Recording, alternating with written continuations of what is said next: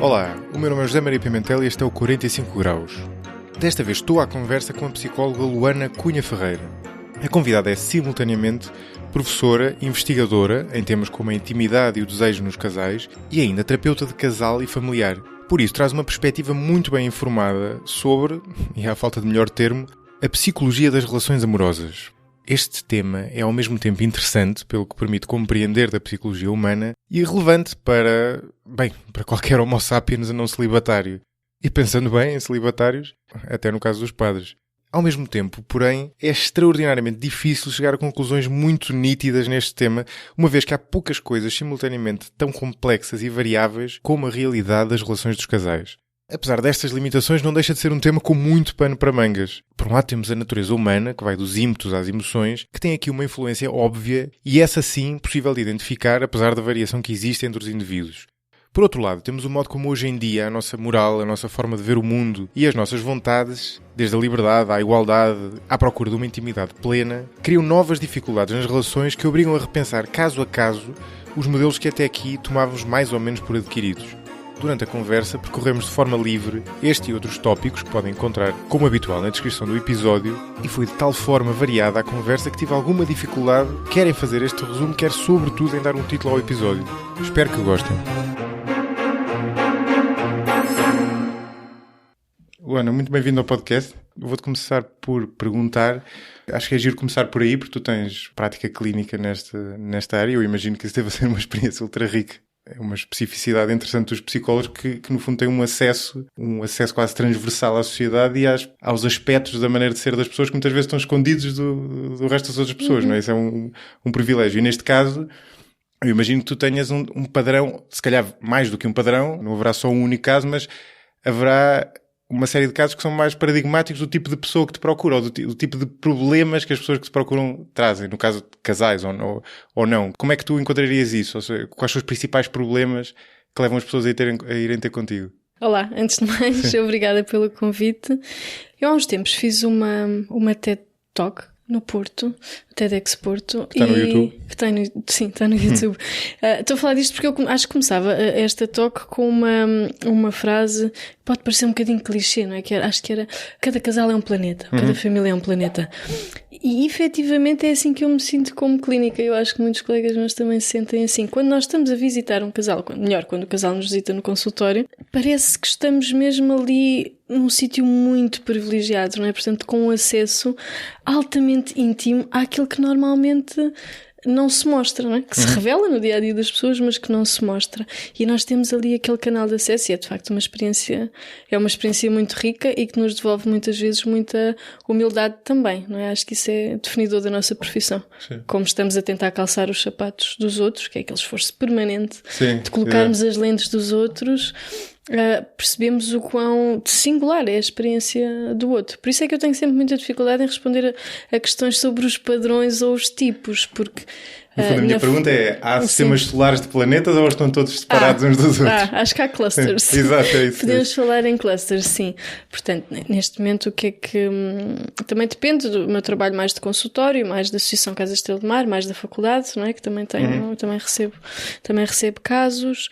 À partida, em termos de casal, aquilo que me chega mais é a diminuição do desejo, não é? Portanto, problemas que as pessoas identificam mais na parte da sexualidade e no desejo sexual. Também porque foi esse o foco do meu doutoramento, então acho que também vem ter comigo muito por causa disso. Questões de infidelidade, acho que cada vez mais uma vez não estou a dizer que a infidelidade está a aumentar, não é? É a minha amostra reduzida, certo, não tenho dados para dizer isso, mas certamente que me procuram mais por isso.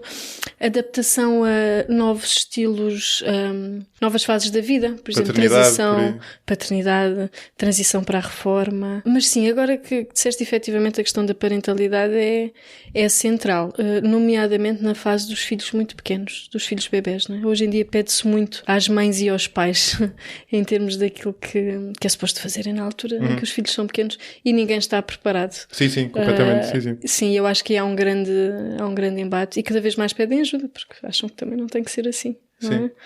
Em termos de familiares, portanto, mais famílias que procuram, sobretudo aquilo que nós chamamos práticas parentais, não é? Portanto, ter um filho ou uma filha com problemas de comportamento e os pais procurarem ajuda para gerirem melhor o comportamento dos filhos.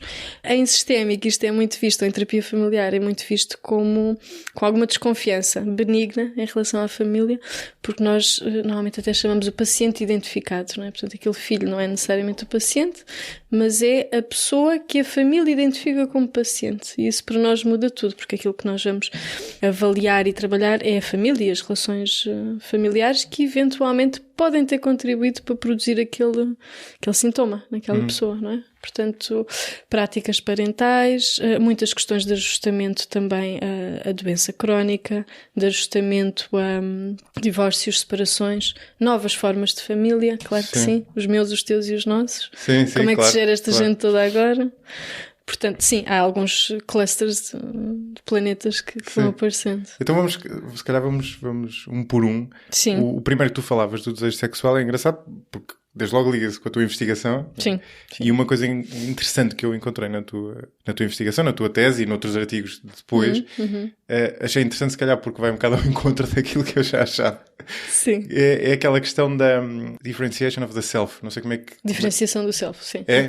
Sim. Ok, não traduzem o self, já percebi. Okay. Não. Que no Self fundo... é demasiado poderoso Exatamente. para ser traduzido, sim. Que no fundo tem que ver, é uma coisa engraçada porque eu acho que vai um bocadinho contra uma narrativa implícita que nós temos hoje em dia, que está relacionada com, no fundo a pessoa pensa que o casamento feliz, ou a relação feliz, não tem que ser o casamento, é algo em que as pessoas estão o mais unidas possível. Né? E aquilo que tu chamas a atenção ali é que para haver desejo no sentido lato, não é? No fundo, a atração pelo outro. Isso é muito importante, porque o desejo não tem que ser só sexual. Claro, exatamente, sim. é a atração, Sim. não é? No fundo, se eu usar algum termo que acho que é impreciso, intervém, por favor, porque obviamente sou um leigo e portanto estou a usar as coisas não necessariamente no contexto certo. Mas dizia, para isso é importante, obviamente, proximidade, não é? E simbiose, mas também é preciso haver a separação suficiente entre dois indivíduos para o outro nos continuar a parecer atraente neste sentido lato, não é? Porque nós, se for igual a nós próprios, não é? Se houver uma fusão tão grande que é quase como se fôssemos nós, isso depois desaparece como é natural, não é? Porque aí é como se fosse uma pessoa só nesse sentido. Eu achei isso interessante. Eu já tinha apanhado isso na Esther Perel, que estávamos a falar há bocadinho, e achei uma conclusão engraçada porque é relativamente contraintuitiva, não é? Ou vai pelo menos um bocadinho contra aquilo que a pessoa acha que é o ideal, não é? Mas é uma ideia, quer dizer, parece que nós sentimos isto de forma já um bocadinho espontânea, que este mito do sempre juntos ou cada vez mais juntos, ou unicarne, não é? Isso, exato. Ou sempre unidos, acho que a maioria das pessoas já desconfia um bocadinho. Mas mesmo assim é um mito extraordinariamente resistente. Parece que nós já percebemos que este ideal do amor romântico não funciona para grande parte das pessoas, mas não o conseguimos retirar do pedestal de ideal. Não é? Apesar de, quer dizer, há uma data de outras configurações a surgirem. Configurações de casal e mesmo, mantendo a questão monogâmica mais tradicional, configurações de casal lá dentro, não é? Só de duas pessoas também. Cada vez mais eu vejo casais em que a liberdade e a autonomia é uma coisa importante, não é? Quase que estão nos votos de casamento também. Mas parece que custa sedimentar esse modelo, não é? Parece que ainda estamos muito inseguros. E há muitas pessoas muito, muito inseguras desta distância, quase como se fosse... Os ingleses têm uma expressão, não é? The next best thing. Portanto, aquilo que conseguimos num casamento com autonomia, ou numa relação com autonomia, é bom, é gerível, até nos dá muitos frutos daquilo que nós estamos à procura. Mas bom era aquele ideal do amor romântico que ninguém consegue, ou que se consegue durante os primeiros 2-3 anos da relação. Mas aqui houve uma dúvida com que eu fiquei em relação a isto, que é nós estamos a falar, ou neste caso tu e outras pessoas têm escrito sobre isto, que é exatamente quando se fala desta diferenciação, porque ela pode ser duas coisas. Por exemplo, essa autonomia, por exemplo, pode querer dizer vidas separadas, ou haver um lado, no fundo, que é nosso da nossa vida, enquanto indivíduos, um indivíduo que faz parte de um casal, e que no fundo é completamente separado da outra pessoa, é como se ela não tivesse acesso, é como se fosse uma espécie de plafond de individualidade, mas também pode ser, e eu confesso que sou mais fã deste segundo, embora seja um equilíbrio difícil, uma individualidade integrada, ou seja, algo que tu fazes, mas que não deixa de ter a participação da outra pessoa, não é? Que é este termo da integração foi um termo que nós chegamos nessa conversa que eu estou a aludir, e que eu achei interessante porque no fundo é isso, ou seja, cada pessoa tem cada elemento do casal, não é? Tem a sua individualidade, mas isso está integrado na relação em si e não fica como uma espécie de coisa à parte onde não se pode tocar os limites não são rígidos. Sim. Não é? No fundo é um bocadinho a diferença entre ser independente e aquilo que o professor Pina Prata falava muito, que era a interindependência. Ou seja, duas independências que se conseguem relacionar sem que isso seja ameaçador. Sim, não é? É isso mesmo. Pronto, a diferenciação do self eu acho que é dos conceitos mais úteis que eu tenho descoberto, para além de ser interessante teoricamente, na prática clínica, não é? Portanto, sessão após sessão, com os casais e com as famílias, e até na psicoterapia individual, é extraordinariamente útil, porque tem estas duas componentes e depois uma terceira que é aquela não dita, não é? Que é a tal da integração. Isto vem do Bowen, do Murray Bowen, que era um terapeuta familiar dos anos 70, que tem um modelo muito específico, também sistémico, e ele propôs esta ideia que nós, quando crescemos, na adolescência, há ali uma fase em que estamos numa luta com os nossos pais, porque queremos, obviamente, ser independentes, mas ainda não somos autónomos, não é? E, portanto, andamos neste chega para lá, chega para cá, isto é meu, isto é partilhado, isto é só vosso, não é? Anda ali naquela luta, que é uma luta pela diferenciação do self. Qual é que é o objetivo desta fase, tendo em conta esta ideia? É tu conseguires crescer com uma intimidade suficiente com os teus pais que não te seja ameaçadora, portanto uma intimidade que não seja fusão. E ao mesmo tempo conseguir estar autónomo, mas sem estares completamente independente. Portanto, eu, em algumas aulas que costumo dar, sou muito gráfica, não é? Portanto, funciona muito por imagens. Tenho uma imagem que é um casal a dançar e de um lado está escrito independência, ou autonomia, não tenho a certeza, e do outro está escrito fusão, não é? Portanto, a diferenciação do self é mesmo esta dança entre estes dois polos. Não é? Portanto, é considerada uma má diferenciação do self se tu estiveres numa relação com os teus pais ou com o teu parceiro, não é? Porque vários psicólogos adaptaram este conceito da diferenciação na família do self ao casal. Ele começou na família. Começou em relação à família de origem. Portanto, esta coisa entre o filho adolescente ou filha adolescente e os pais. Sim, e faz sentido. Faz todo sentido, mas depois vem um senhor que é interessante e problemático, que é o David Schnark, que tem muita coisa publicada também muito interessante. E o David Schnark veio dizer, tá bem, mas diferenciar-te dos teus pais até não é uma coisa assim tão difícil, porque é normativo. É natural. Ou seja, é suposto fazeres isso. Agora tu estás em economia comum, completamente apaixonado por alguém que hierarquicamente, se pensares no genograma, não é? Que é um dos instrumentos que os terapeutas familiares usam para investigar a família, basicamente uma árvore genealógica, alguém que está ao teu nível em termos de hierarquia familiar, o teu parceiro, o teu par, quer dizer, diferenciar-te dessa pessoa, isso sim é verdadeiramente difícil. Então o conceito de diferenciação do self ficou muito mais focado para a parte do casal, não é? Como esta dança entre conseguires ser autónomo, teres as tuas coisas, os teus projetos e ao mesmo tempo estares numa intimidade emocional com o outro que é profunda, que não é leve, que não é superficial, porque isso também é uma má diferenciação do self. Há muita gente que não se consegue diferenciar e por isso a única opção é a distância. Isso, exatamente. Não, e parece-me que muitas vezes o que acontece nos casais é a coisa acaba por tombar ou para um lado ou para o outro. Ou exato. Completa integração e anulação do self, né? Ou então esses terrenos no-go, de género, isto é meu e fica quase como um tabu. Pois, não, só que depois temos uma camada ainda mais problemática, não é? Como estamos sempre tendo como base a teoria geral dos sistemas, é mais uma camada. É que estão ali duas pessoas. E essas duas pessoas chegam ao casal com a sua própria diferenciação do self em relação à família de origem. E provavelmente não é completamente igual. Provavelmente alguém um bocadinho mais distante e alguém um bocadinho mais funcional. E depois há estas lutas incríveis, muitas vezes dos não ditos, porque as pessoas, quer dizer, isto não se ensina na escola propriamente, não é? A diferenciação do self seria uma ótima ideia. Não era preciso tanto, não é? Há uma série de coisas que não se ensinam. Claro. Não, mas muitas vezes os casais não percebem, acham que tem a ver com características de personalidade, com esta ideia de não somos feitos um para o outro. As pessoas têm muito esta ideia da compatibilidade, que é uma ideia que pessoal e profissionalmente me irrita um bocadinho, não é?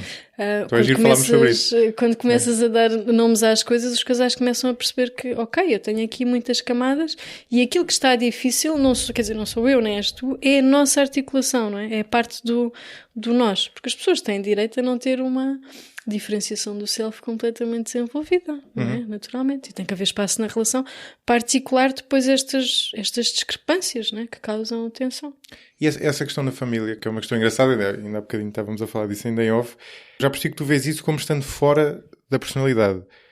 Pronto, conceptualmente eu imagino que isso dê um debate assim mesmo, mas tu não é especialmente interessante para aqui, não é? Ou seja, porque obviamente a tua família influencia a tua personalidade, mas o que no fundo imagino que tu queres dizer é que há valores e práticas e uma espécie de pressupostos de procedimentais até que não têm necessariamente a ver com a tua personalidade, mas que foram coisas a que tu te habituaste no comportamento dos teus pais, no comportamento deles contigo, com os teus irmãos, o resto da família, que depois tu trazes para o casal. Não é? E isso é engraçado porque, por um lado, imaginar-se que as pessoas, e imagino que isso aconteça, não é?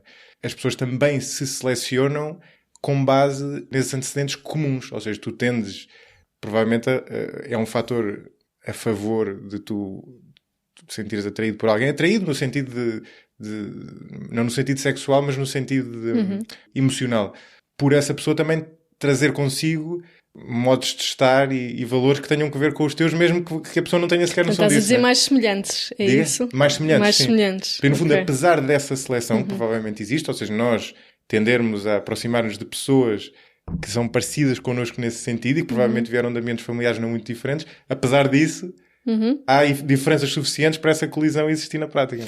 Sim, com muitas reticências, ou seja, porque estava aí subjacente o tal conceito da compatibilidade, não é? Que não é um conceito cientificamente aceite, não é? Portanto, que as pessoas mais parecidas tendem a fazer casais melhores, pelo menos. Mas eu não disse parecida. Ok. Não disse parecida. Estou a dizer parecidas de forma simplista, habituadas não é? Ou estar no mesmo meio, ou dos mesmos valores, porque ou etc. etc. Portugueses, por exemplo, este é um facto curioso, não é? Todos nós conhecemos casais de portugueses que se conheceram fora de Portugal. Mas lá está. Não é por acaso, não é? Não é por acaso e pode não ter absolutamente nada a ver com a forma como essas pessoas se desenvolveram, mas pode ter a ver com a rede social dessas pessoas e a forma como, quando nós estamos lá fora, também tendemos muito... São os portugueses, não é? Ou seja, não... Provavelmente encontram-se com mais facilidade também. Também se encontram com mais facilidade, não é? Mas... A comunidade imigrante muitas vezes fica relativamente fechada em nicho. Não sempre e cada vez menos, acho eu, não é? Mas eu não estou a falar também há mais probabilidade de se encontrar. Mas é muito interessante, porque eu acho que as pessoas têm muito isto ainda, esta ideia da compatibilidade. E, de facto, em termos científicos, há alguns indicadores.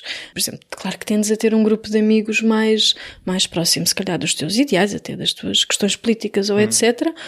Mas em termos de casal, portanto, a pessoa que nós escolhemos como casal, não há propriamente uma indicação muito clara da ciência sobre se favorece ser parecido. Estou a usar aqui este parecido, não é? Serem semelhantes, não serem semelhantes. O que é que eu te posso dizer? Tanto em termos de vinculação, como em termos, que é outro conceito muito trabalhado, não é? Na psicologia, como em termos de diferenciação do self. Claro que se tens uma pessoa, um parceiro com grandes necessidades de autonomia e que sente até como uma ameaça para si próprio as tentativas do outro estar íntimo e próximo emocionalmente dele, e tens do outro lado alguém que precisa de níveis de intimidade emocional elevadíssimos, pois vai ser um casal muito divertido, no sentido da intensidade e da discussão. Hoje em dia eu não sei se isto necessariamente é uma coisa má por si só, porque já vi casais sobreviverem em modelos completamente improváveis, mas que de alguma maneira funcionam e as pessoas conseguem ajustar-se e conseguem responder às necessidades uns dos outros, não é? E depois tantas vezes não. Exato, claro. Por isso é que temos a nossa taxa de divórcio também, também alta. Lá está, tudo isto é uma mistura de uma série de coisas. Por acaso nem ia falar sobre isso, mas agora lembraste-me de uma coisa que está relacionado com isto de que nós falávamos, no fundo, da bagagem da família de que nós vimos.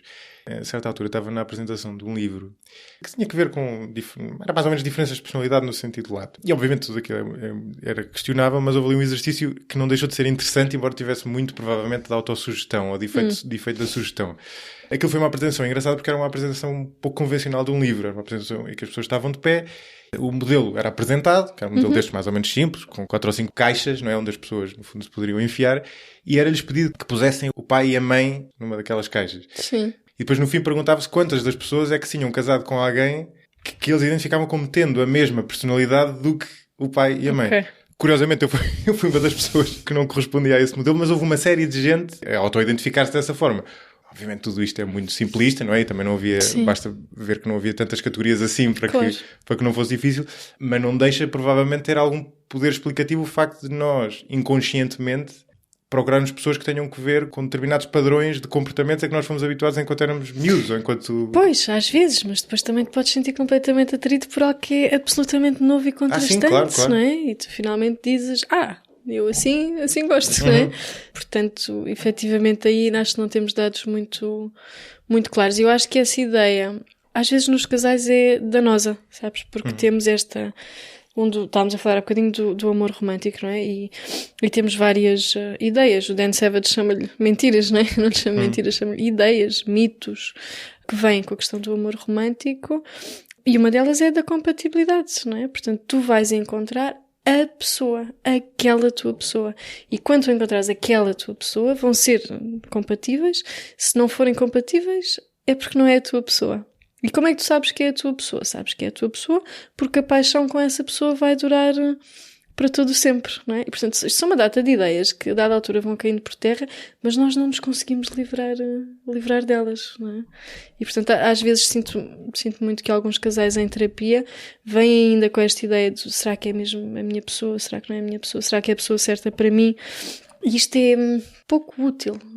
Há perguntas mais interessantes para fazer em terapia do que essa que é muito fechada. A terapia visa, sobretudo, abrir, não é? E não fechar. Sim, até porque depois pode ser uma limitação na prática, não é? Se tu ficas preso a esse ideal, depois não consegues quer dizer, gerir na prática uma realidade que é inevitável ser isso, não é? Nós é que fazemos isso, não é? E é autofalsificado, não é? Esta ideia, se só há uma pessoa certa para ti. E se tu estás muito apaixonado por aquela pessoa e aquele casal funciona muito bem durante 3 anos e depois deixa de funcionar, quer dizer, metendo na máquina, qual é que é o resultado? É que não há uma pessoa certa para ti, é que estragaste, só havia uma e estragaste Exato, tudo, sim. ou que era aquela pessoa mesmo para ti, mas não eram compatíveis, não é? Claro. Porque a prova do amor romântico, a prova que a coisa é para durar, é a questão da paixão. E nós sabemos que em termos químicos, em termos relacionais, em termos de tanta coisa, em tantos termos, a questão da paixão e do desejo, como estávamos a dizer no início, não é assim a coisa mais resistente que há por aí. É muito sensível, não é? Sim. E modifica-se. Sim, até porque não está feita para isso, né? Não está feita para ser resistente o tempo todo. E deixa-me só voltar àquela questão da diferenciação, porque havia um aspecto que depois não te perguntei. Acho que era giro ter aqui alguns exemplos práticos até da tua prática clínica. Se me conseguires dar um exemplo específico, era giro, não é? Para perceber, no fundo, quais são as resistências que existem às pessoas não terem, no fundo, essa capacidade, ou mesmo identificando essa lacuna, não a conseguir mudar, porque não é nada fácil nós mudarmos hábitos de vida, muito menos num casal, uma espécie de equilíbrio tácito que existe na relação, não é?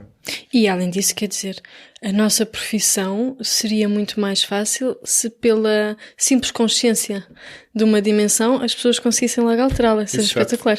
Claro. Tinha sessões mais curtas e as pessoas livravam-se de mim, se calhar livravam-se de mim mais cedo. Mas há várias dimensões. Qualquer história que eu contar aqui é uma construção de várias histórias, está bem? Porque nunca vou contar coisa de um cliente. É sempre uma construção. Estou a dizer isto porque numa sessão de casal típica, que é uma coisa que não existe, mas pronto, vamos forçar que seja. Eu muitas vezes peço aos casais para discutirem, não é? Muitas vezes até lhes dou um exercício que é de 0 a 10 escolham um tema que seja mais ou menos um 5 de intensidade. Isto normalmente é nas primeiras sessões, e discutam como se eu não estivesse aqui. Discutam, ou seja, conversem sobre este tema. Um tema, ou seja, uma questão por resolver dentro do casal. Sim. Por exemplo, máquina da louça. Exato. Normalmente é um bom 5, não é? Porque toda a gente sabe que há formas corretas de fazer a máquina da louça, não é? E outras extraordinariamente incorretas. Portanto, é um bom 5 normalmente. E é muito giro ver, e é útil, não é? Porque é um mecanismo de avaliação que eu tenho. Quando eles falam, como é que falam, se colocam numa posição eu, ou se dizem tu és sempre XYZ, se fazem críticas destrutivas, não é? Críticas à personalidade do outro. Como é que o outro reage a isto? Ou seja, se imediatamente vai para uma grande defensividade, não é? Portanto, eu sinto uma acusação e digo logo, mas tu, qualquer coisa que não tem nada a ver, não estávamos a falar disso. Tudo isto são indicadores de reatividade emocional. Portanto, eu não consigo colocar-me num sítio afastado o suficiente do meu parceiro para de facto o ouvir, porque estou demasiado próximo. Ou então, que também acontece, porque estou demasiado longe e nem sequer o consigo ver e ouvir, não é? Sim, portanto, isto é um exemplo, estou a dizer isto porque é dos mais comuns, esta coisa da discussão, efetivamente. Sim. Depois outra muito tradicional e muito cultural é a questão dos ciúmes, não é? Nós temos muita proximidade com o tema dos ciúmes e claro que se tu não conseguires conceptualizar o outro como estando contigo por escolha, assim de forma verdadeira, não é? E se vires o outro como uma extensão de ti, uma representação de ti, claro que os níveis de ciúmes à partida vão ser bastante mais elevados também, não é? Portanto, nós vemos isto em alguns casais. As questões de ciúmes normalmente começam a surgir quando a diferenciação do self também começa a apitar, por assim dizer. Sim. Tu disseste nós portugueses? Já não Ou me lembro. disseste nós seres humanos? Disseste, é uma coisa muito... Nós temos muito isto dos ciúmes. Acho que estava a dizer nós seres humanos. Nós seres humanos. Podia ser nós portugueses, o que também era giro. Não necessariamente. Acho que a visão do ciúme, por acaso tenho agora uma doutoranda que vai começar comigo na faculdade um novo estudo sobre o ciúme e o que é que o ciúme tem a ver com o poder e com a violência, não é? Porque o ciúme normalmente é muito bem visto. Níveis adequados de ciúmes até são bem vistos, não é? Mas depois nós vamos tentar investigar se isto é mesmo assim ou se é um indicador de outras questões, eventualmente, dinâmicas de poder menos positivas no casal. Tu achas que, na tua experiência, os ciúmes tendem a ser diferentes entre homens e mulheres, por exemplo? Eu hoje em dia até já tenho dificuldade em pensar nestes termos, ou seja, tenho as médias e as tendências. Aliás, estou a falar de tendências, obviamente. Sim, né? claro. Cada caso é um caso, não é? Mas por acaso na questão dos ciúmes eu não deteto muito. Também não estou a par, se calhar, da investigação mais recente sobre isto, mas no consultório eu não deteto grandes diferenças em termos de ciúmes. Acho que pode ser um bocado... Lá está, acho que culturalmente níveis baixos de ciúme, baixos no sentido em que está presente, sim, é uma valorização, são recompensados, não é? Mas já visto sair fora de mão muitas vezes, não é? Em situações mais de violência, etc., em que de repente o ciúme já não é só aquilo, não é? Já significa outras coisas. Eu estou a fazer esta pergunta porque eu já apanhei isso várias vezes e confesso que da minha experiência faz algum sentido, mas quer dizer, essas coisas são sempre muito difíceis de dizer, até lá está evolutivamente, que no caso das mulheres os ciúmes tendem a ser mais emocionais, no sentido de alguém, quer dizer, no fundo o parceiro ser, que estou a falar de uma relação heterossexual, obviamente, do parceiro ser ficar intimamente ligado a outra pessoa. Okay. Mas já relacionado com a infidelidade também. Já relacionado com a infidelidade, sim. Sim, aí há diferenças. Sim, parece haver algumas diferenças. É? Sim, diferenças cada vez mais estreitadas, sim. Até na frequência da infidelidade, em que os homens tinham aparentemente a predominância, não é? Os estudos dizem entre 50% a 70% dos homens seriam infiéis a dada altura, as mulheres entre 30% a 40%, penso que é, mas acho que os estudos mais recentes mostram que este fosso está a diminuir. Por definição, não é? Ou seja, tu tens que ser infiel com alguém, não é? Exato. Obviamente que a mesma pessoa... Por isso é que o Dan Savage diz que a probabilidade da infidelidade entrar na nossa vida, algures, é de 100%, não é? Porque os dados são grandes. Sim, isso aí não diria, porque ele está a assumir que... Eu também apanhei essa. Sim, essa parte. Mas em termos de diferenças... Cruzam-se, em termos de diferenças de género, sim, diria que em termos clássicos, em termos tradicional, uma mulher leva mais a sério uma traição emocional e um homem mais a sério uma traição sexual. Exato. Mas eu já tenho mesmo dificuldade em falar assim nestes termos, porque não é efetivamente a minha experiência de consultório, esta diferença, e acho que as diferenças estão-se a estreitar bastante, não é? Aliás, quando depois nós damos entrada na investigação dos casais homossexuais ou das famílias homoafetivas, isto depois muda tudo, não é? E depois há perguntas mais interessantes a surgirem a dada altura. Eu por acaso imagino que deve ser muito interessante isso, porque a dinâmica, quer dizer, tu não tens 3 pulsos, nem sequer tens 2. Traz um padrão, ou vários, não é? Mas estamos sempre a falar em tendências num casal heterossexual e depois, dentro de casais homossexuais, traz também 2 padrões diferentes, não é? Ou seja, não será a mesma coisa. Ou mais, não é? Ou mais, não é? Mas isto para dizer, não é a mesma coisa. Eu imagino que a dinâmica não seja a mesma num casal de 2 homens ou num casal de 2 mulheres. Pois, mas eu também não sei se a dinâmica é a mesma em 2 casais heterossexuais. Não, claro que não é? Mas podemos ser absolutamente relativistas e dizer que não há nada a interpretar aqui, não é? Não, mas é giro, porque a investigação que está a surgir, por exemplo, nomeadamente a nível do desenvolvimento dos filhos, não é? Mostra que há diferenças. Por exemplo, de uma parentalidade numa família heterossexual, ou heteroafetiva neste caso, e numa família homoafetiva. E essas diferenças depois, quando temos tudo na máquina, não são diferentes. O que é que eu quero dizer com isto? Em termos de outcomes, nunca há consenso nestas coisas, não é? Mas a vastíssima maioria dos dados indicam que os filhos têm desenvolvimento perfeitamente adequado e muitas vezes até superior, não é? Eu acho que hoje passou-me pelos olhos um estudo quantitativo sobre casais de lésbicas, e o que mostravam era que o teor emocional, a relação com o conflito e mais outras variáveis de qualidade familiar, quando contrastadas, eram superiores às das famílias heteronormativas, não é? Heteroafetivas, aliás. Sim. E, portanto, isto é interessante. Há diferenças, claro que sim. Mas cada vez mais o que nos interessa é os processos, não é? É os padrões, efetivamente. Mas agora deixa-me fazer aqui uma curva de 90 graus.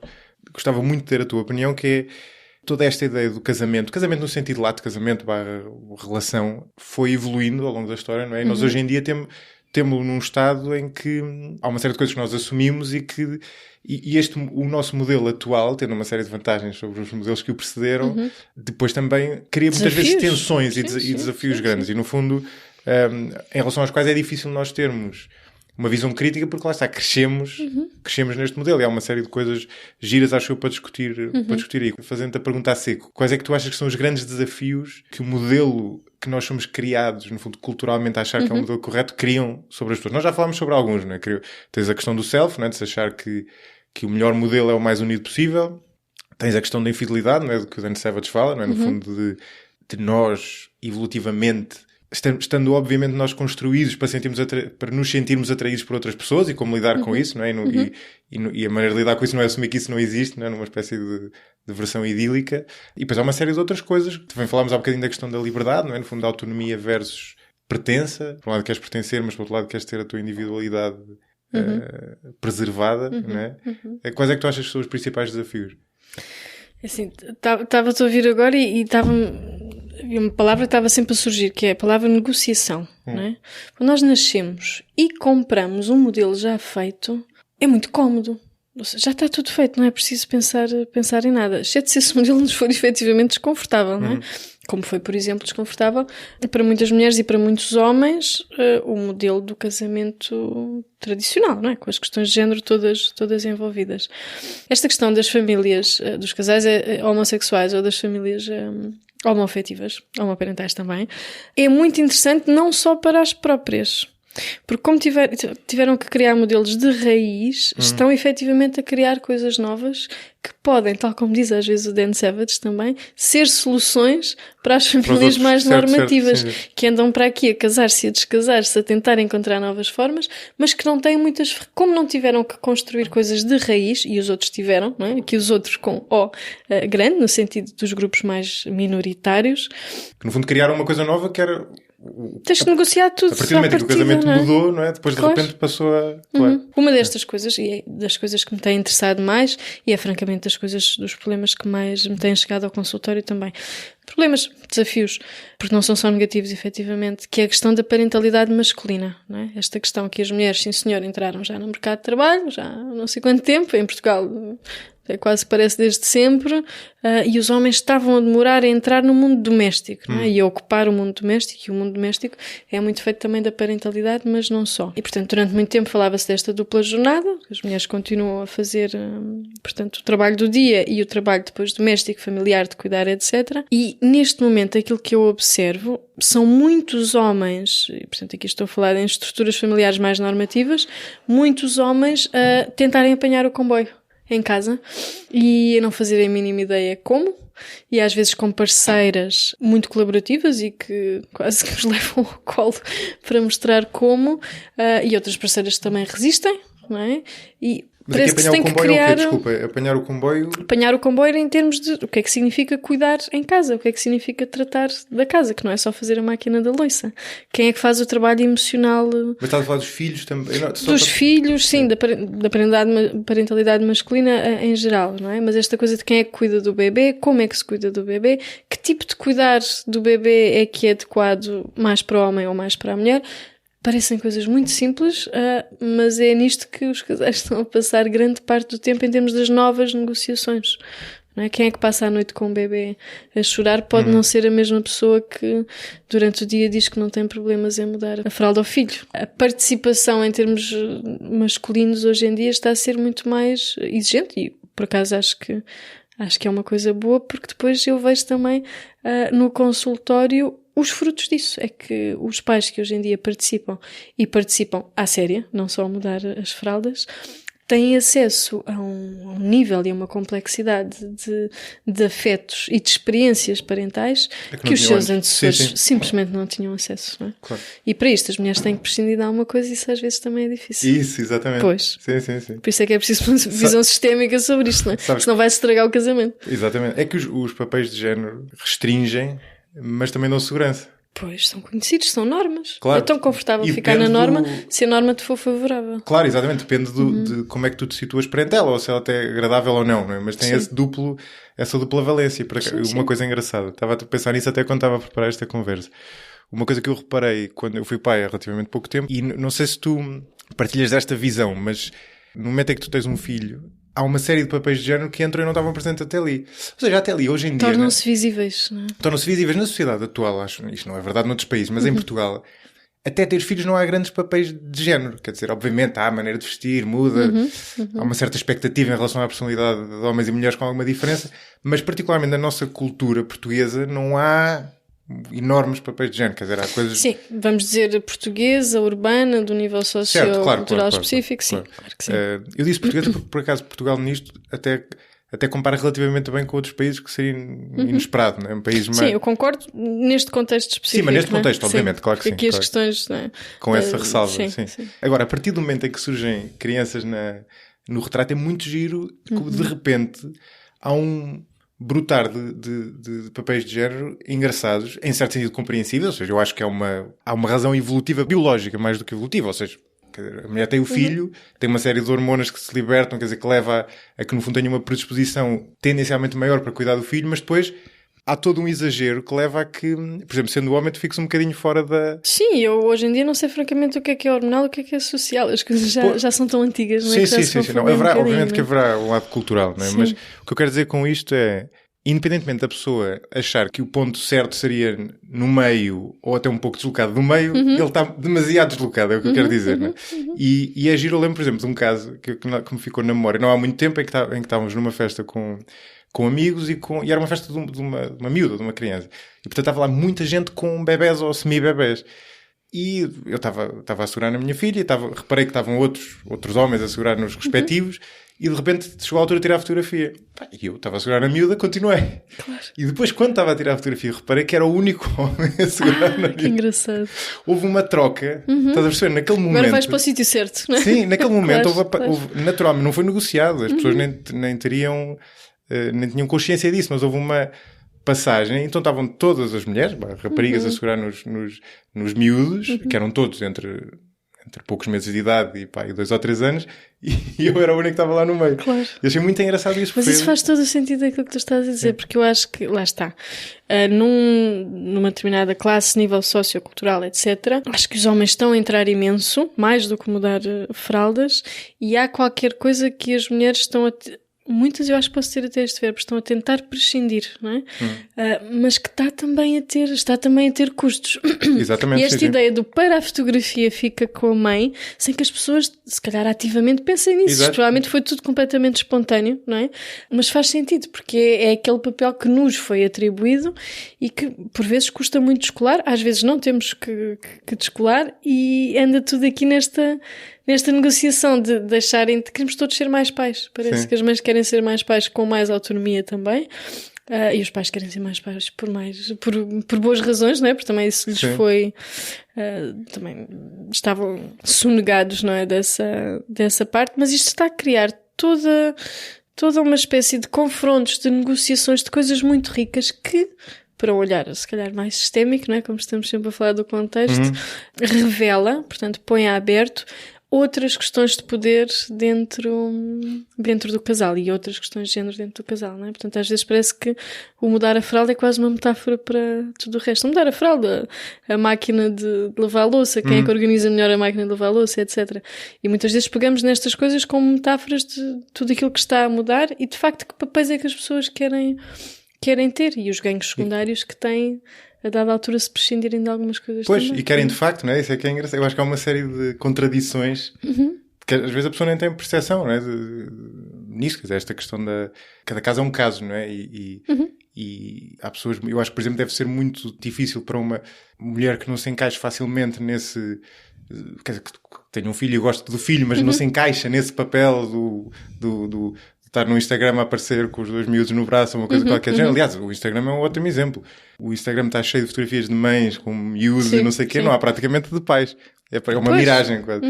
Enquanto amigas minhas que tenham tido filhos, são os cubos pejados de fotografias de crianças. Também pode ser porque os pais dão mais atenção à privacidade dos filhos, não tenho Talvez, certeza. pode ser, mas pode ser. Seria um olhar positivo. Mas é de facto, a diferença a partir do momento em que surgem crianças é abissal. Mas estás a ver, até esta mulher hipotética que tu estavas a dizer, uma mulher que não estivesse especialmente virada para ser a mãe clássica. Exato, não é não querer ser mãe, é esse papel. Mas eu estava até aqui a pensar, mas e se essa mulher estiver completamente virada para ser uma mãe 100% clássica, tudo e mais alguma coisa, mas ao mesmo tempo também quiser ter ao lado um novo pai?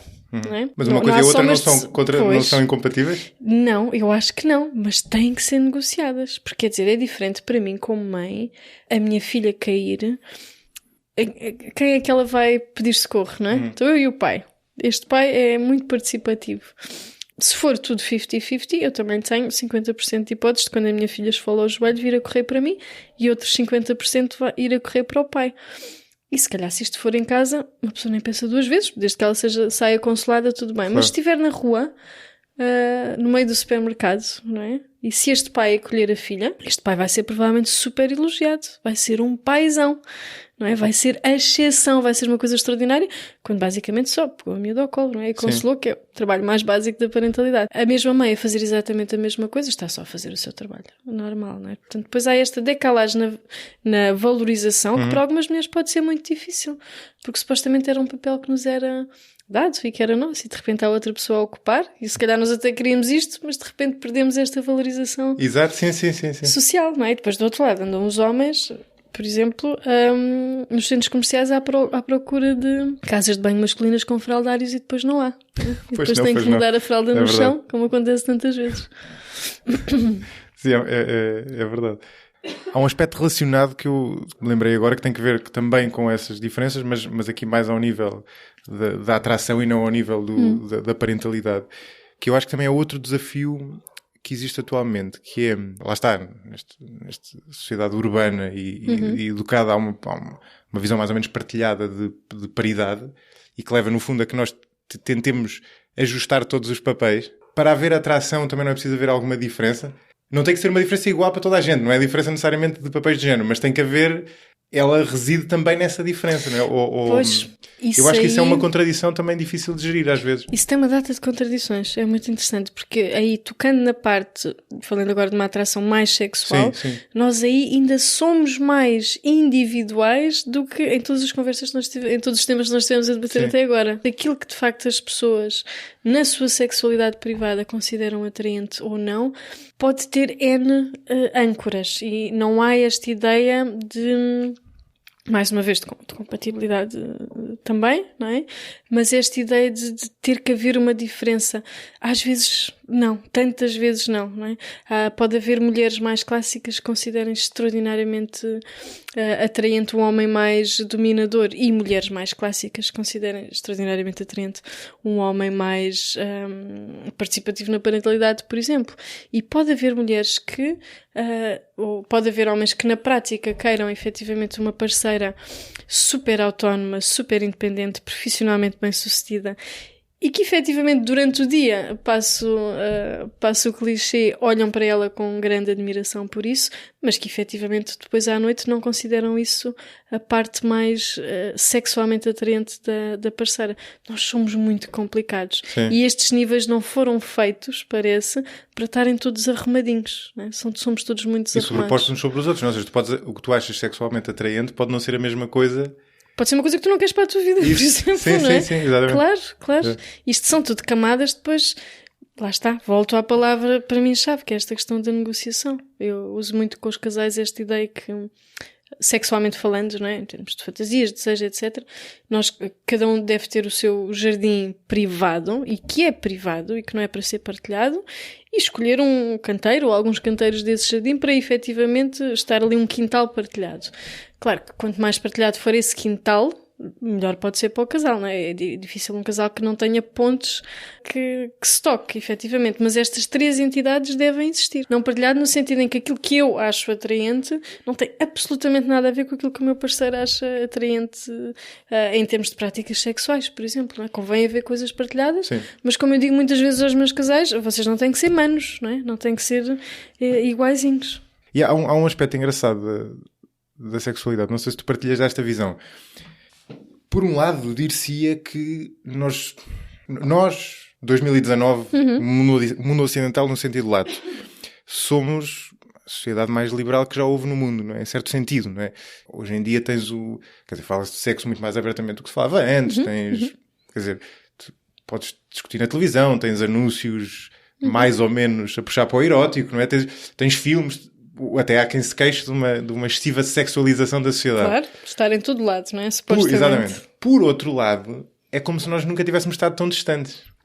Porque como somos cada vez mais cerebrais, em certo sentido, mais distantes no nosso dia-a-dia de uma atividade que é para todos os efeitos reprodutiva e que, portanto, vem do nosso lado animal, não é? E não do nosso lado córtex pré-frontal e vestidos, tapados e não sei se percebes exatamente o que eu quero dizer. Ou seja, embora a sociedade de há 100 ou 200 anos fosse muito mais conservadora no sentido das práticas que eram toleradas... Toda a gente tinha muito mais sexo, provavelmente. Sim. Talvez tivesse, não é? Ou talvez... talvez, não sei explicar isso, mas talvez... Nós temos esses dados que, efetivamente, hoje em dia, assim, em geral, em tendência, etc., estamos a ter menos relações sexuais do que, não sei os dados agora, mas do que há uns tempos atrás, certamente. Mas eu acho que isso é explicado por uma... Lá está. Até acho que tem a ver com desculpa interromper, acho que tem a ver com a urbanização também. Ou seja, tu vais saber isso melhor do que eu, mas o mundo rural é um mundo bastante diferente, não é? E o mundo rural de antigamente, então que as pessoas estavam fisicamente próximas, não é? Tu estavas... E havia comunidade. Tu estavas em conjunto, dormia sempre. Um monte de gente na mesma cama, não é? Hoje em dia é diferente, não é? Mesmo... Sim, estamos mais isolados, estamos socialmente mais isolados e claro que houve muitos progressos em termos da sexualidade e com algumas acusações de sexualização e tudo, mas eu não sei se o nosso conforto com o prazer cresceu assim tanto. Não é? Eu acho que nós estamos cada vez mais virados para a eficácia, para a produção, falando assim de forma lata, e aquilo que se calhar era esperado com toda esta evolução, que era nós virarmos todos um bocadinho mais uns para os outros em termos afetivos e em termos sociais, não acompanhou. Sinto muito isto, não acompanhou. Parece que agora as pessoas têm que ser treinadas a estar uns com os outros e a ouvirem-se. E para além disso, a questão do corpo, eu acho que sim, o corpo foi libertado, não tanto quanto se esperaria, sobretudo a questão do prazer. E a questão do prazer na família, como também fala a Esther Perel, não é? Temos esta ideia ainda, que a partir do momento em que há uma família, não há só um casal, mas há uma família, e estamos aqui a falar de formas muito normativas, a sexualidade desaparece, não é? E é suposto desaparecer. E depois queres que diga, na minha prática clínica, aquilo que eu vejo é casais absolutamente exaustos. Ponto, não é? E a sexualidade também precisa... Ressente-se completamente. O meu doutoramento foi um dos temas que os casais mais focaram em relação ao desejo, não é? Quando perguntados o que é que influencia o vosso desejo, uma das principais questões era a questão do cansaço. E, efetivamente, as pessoas trabalham cada vez mais, trabalham até muito tarde, têm as vidas muito espartilhadas. Quer dizer, não há magia, não é? Efetivamente não há varinhas mágicas para o desejo acontecer. O desejo é muito sensível. Agora falavas da Esther Perel e ela tinha uma coisa que eu achei interessante em relação a isso, que ela dizia, ok, podemos assumir que existe mais stress hoje em dia e tudo indica que sim, mas o stress sempre existiu, não é? Nós evoluímos com o stress, né? Às vezes o stress é muito pior, não é? Tipo, aparecer um leão do outro lado da rocha e comer-nos. E, no entanto, não foi por isso que não nos reproduzimos, não é? Também haverá mais do que o fator stress a intervir, não é? Claramente que sim. Acho que é mesmo esta conjuntura de fatores e depois, efetivamente, é a expectativa, não é? Eu não sei se a sexualidade sempre foi uma escolha para toda a gente envolvida nas respectivas relações, não é? Nomeadamente para as mulheres. Sim, claro que não. Era um dever conjugal, não é? Acho que em direito, em Portugal até há pouco tempo, até havia a questão do débito conjugal, não é? Portanto, algo que a mulher efetivamente devia ao homem. Hoje em dia nós queremos também estar autónomos, não é? Queremos fazer aquilo que nos apetece. E esta ideia da pressão para também não funciona bem com o desejo. Mas é assim, tendo dito isto, claro que estamos a falar em média, em geral, em tendência, os números gerais indicam isso. Mas nas investigações que tenho visto também há boas notícias, não é? Portanto, cada vez mais também há alguns casais que ou que pedem ajuda ou que optam por exemplo, alternativas em termos de conjunturas relacionais e optam por outros modelos menos clássicos, podem também ter contributos positivos para o desejo, não é? Portanto, lá está, negociação, as pessoas estão-se a renegociar. Sim, e para sobretudo, eu acho que lá está, nós falávamos disso há bocadinho, o panorama das relações mudou, não é? Ou seja, tu tiveste várias alterações de paradigma, não? Tinhas um paradigma antigo, recentemente mudaste para um paradigma paritário, ou pelo menos tendencialmente paritário. Não, e sobretudo de pessoas, de indivíduos diferentes e de casamento consensual, no sentido de, não é que muitas vezes não fosse consensual antes, mas em que ela é uma decisão tua e não uma instituição social que te surge naturalmente, como a maioridade, não é? Como quem chega aos 18 anos, que tu assumes por defeito, não é? Hoje em dia há pessoas, se não quiser casar-se, não se casa, não é? Não tem que se casar. E mesmo usando o termo no sentido lato, no sentido de não necessariamente casar no papel, mas de ter uma relação conjugal, não é? A pessoa não quiser, se quiser ficar solteiro com relações on and off a vida toda, pode ficar tranquilamente. E os dados da Por Data também nos mostraram, eu apresentei alguns no outro dia, também nos mostram isso, que há muito mais agregados unifamiliares, não é? Pessoas, penso que era o triplo, nas últimas décadas cresceu para o triplo, portanto as pessoas viverem sozinhas efetivamente, não é? E isso já é muito mais aceito e tem esses custos também. Isso significa que cada um de nós, quer dizer, tu sentes uma agência sobre a relação que vais construir muito maior para o bem e para o mal. Porque quando eu digo para o bem e para o mal, do ponto de vista da eficácia, né?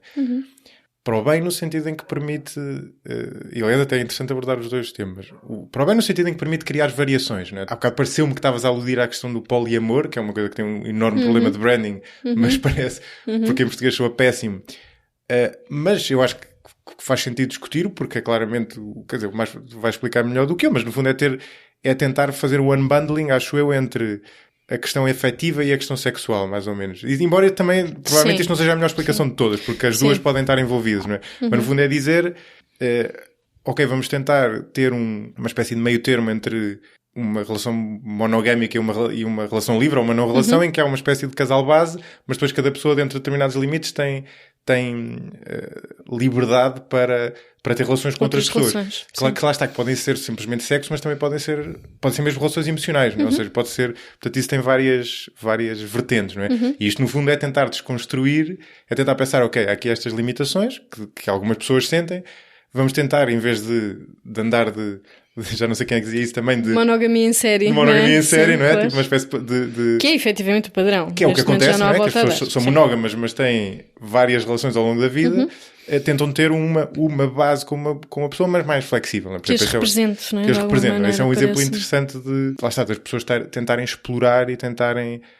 outra hipótese é, dentro de uma relação monógama, a questão da individualidade, não é? Que falávamos há bocadinho.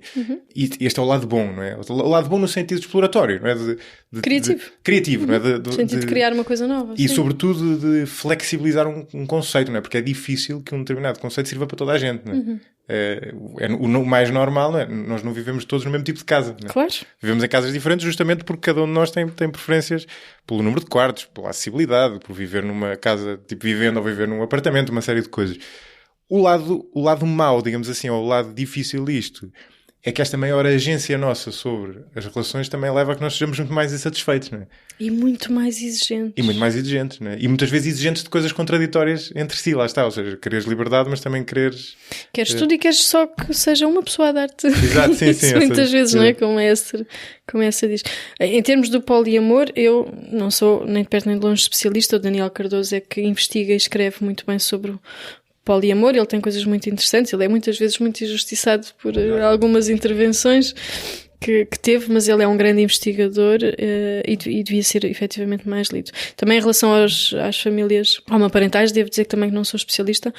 O Jorge Gattek tem coisas muitíssimo interessantes sobre este tema, mas em relação a estas novas configurações, isto só porque eu gosto de dar crédito a quem, claro, deve ter, nós não somos especialistas em tudo e eu tenho muita sorte de ter muitos colegas muito bons que investigam muito bem.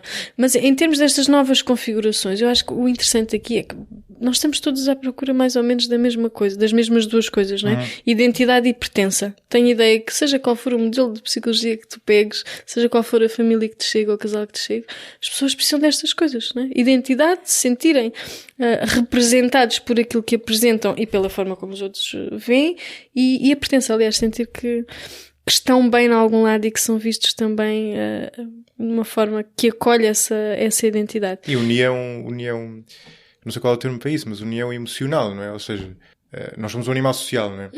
Portanto, somos provavelmente o mais social dos animais, ou pelo menos o mais social dos primatas. Pelo menos o que sabe isso, não é?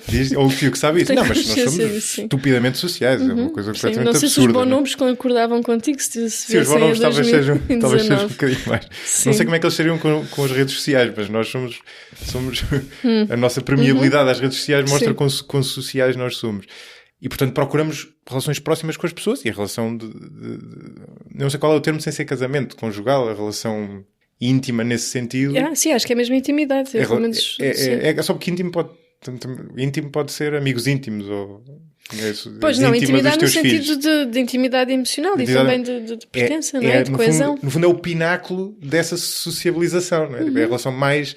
E essa pertença tem muito a ver com isso também, não é? Mas isso é também já uma definição de relação, não é? Pode haver relações que não precisam, ou configurações que não precisam que isso seja respondido pela pessoa de interesse, mesmo que seja só... Não, claro que não. Claro. O que eu digo é, quer dizer, assumindo essa variabilidade, é normal que exista nos seres humanos uma tendência para maximizar a proximidade das relações e, portanto, encontrar alguém com quem tu tens a relação mais próxima de todas.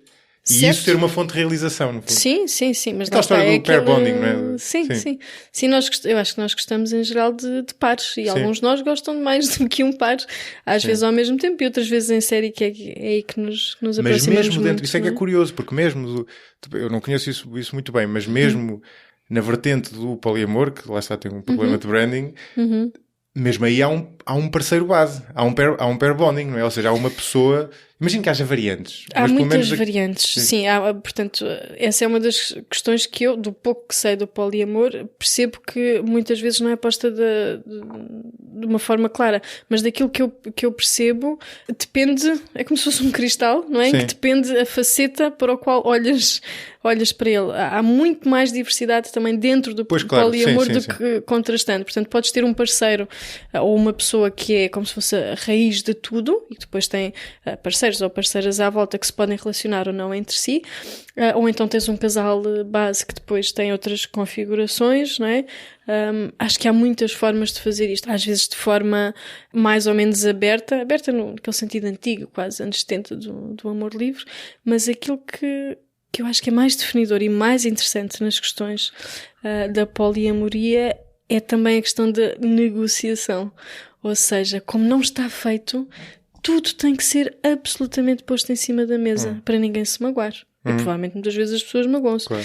De tudo aquilo que eu tenho lido, parece que se magoam menos.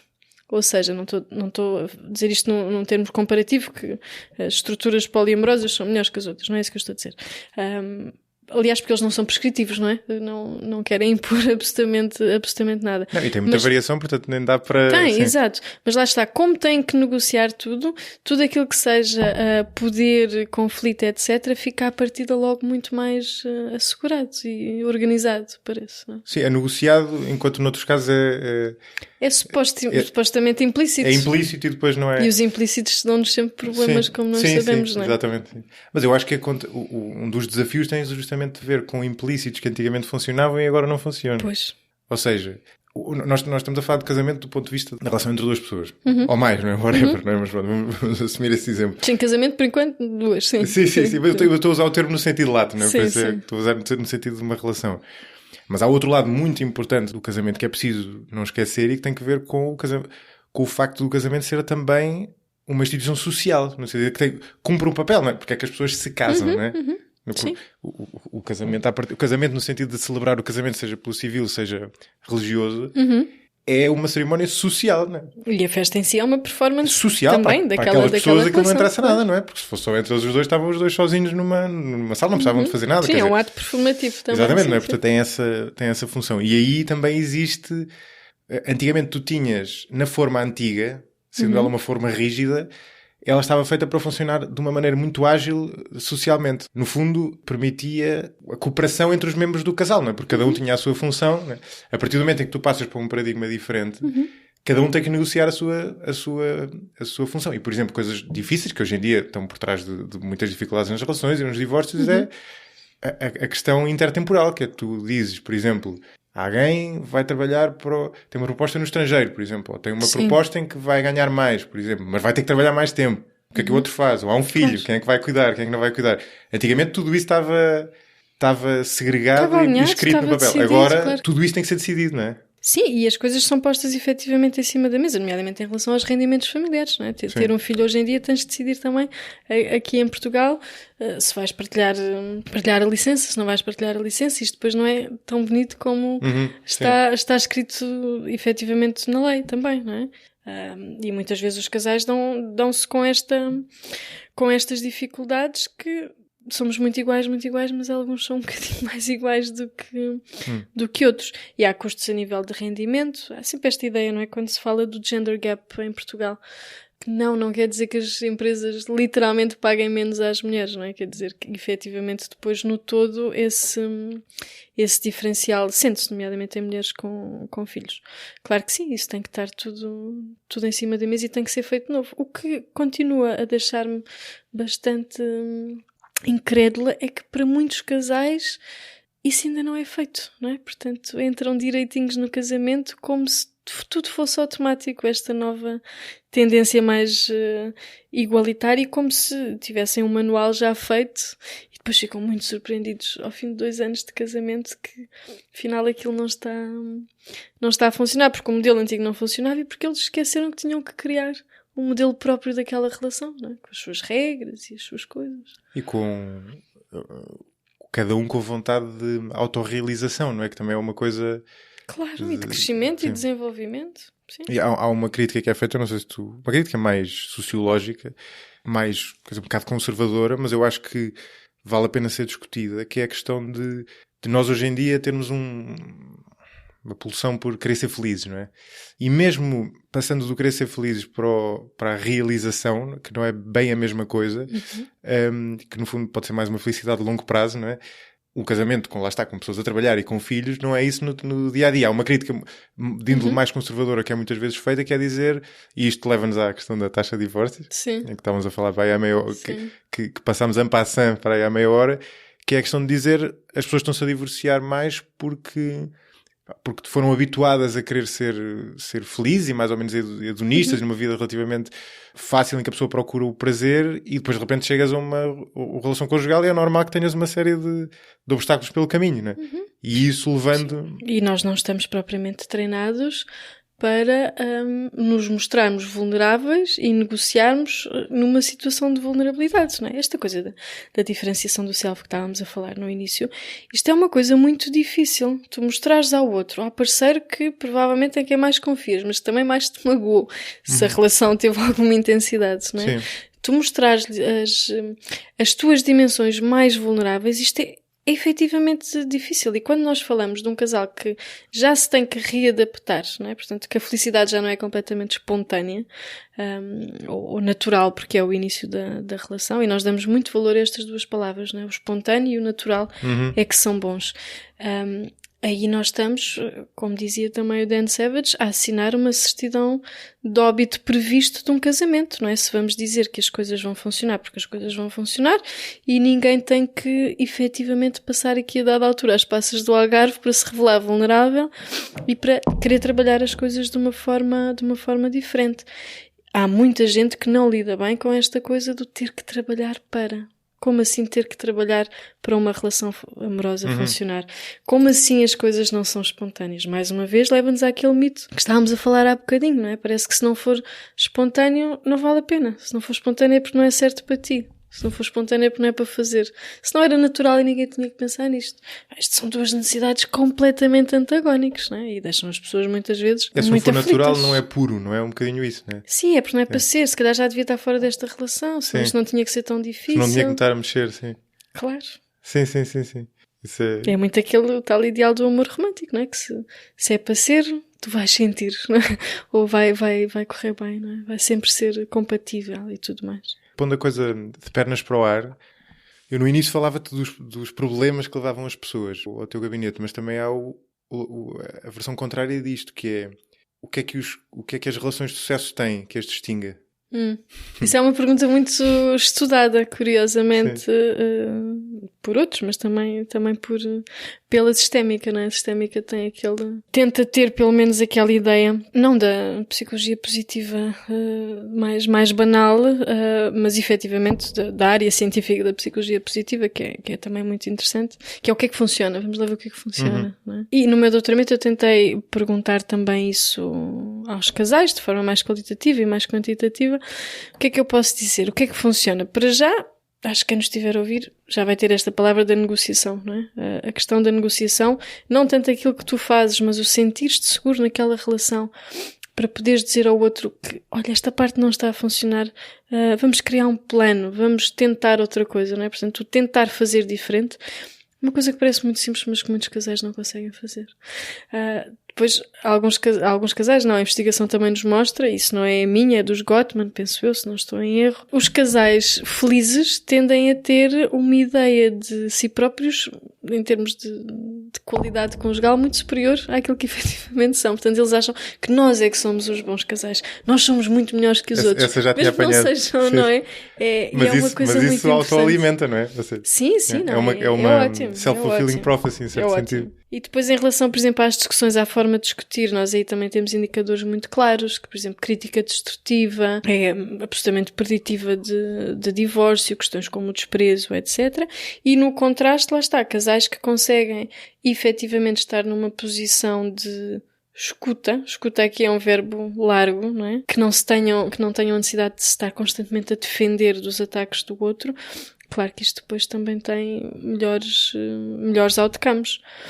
Em relação a mais coisas que funcionem para os casais, eu acho que, em termos de intimidade, a vastíssima maioria da minha amostra deu-me uma palavra muito, para mim, muito cara, que é a autenticidade, não é? A capacidade de colocar a sua autenticidade no casal. De sentirem que a sua autenticidade, a sua genuinidade é bem-vinda no casal e haver espaço para isto. Isto tem a ver com a diferenciação do self, que nós estávamos a falar. Autenticidade no sentido de individualidade. De individualidade, sim. Que os meus casais, entre aspas, os meus participantes chamaram-lhe também deram-lhe este nome, é do ser autêntico. Eu neste casal posso ser autêntico. E o ser autêntico tem coisas boas e tem coisas más, não é? Mas haver um espaço ali, ou seja, não tem que fazer bonito sempre. Não está numa performance propriamente.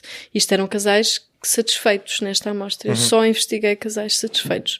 Por acaso só soube isso a posteriori, mas foi interessante porque me deu... Sim, eu não abri um anúncio de jornal a pedir casais satisfeitos. Eu pedi só casais, basicamente. Sim. Mas depois, na análise que fiz, qualitativa e quantitativa, vi que, com exceção de eram todos casais cheios de dificuldades, claro, mas satisfeitos na conjugalidade, não é?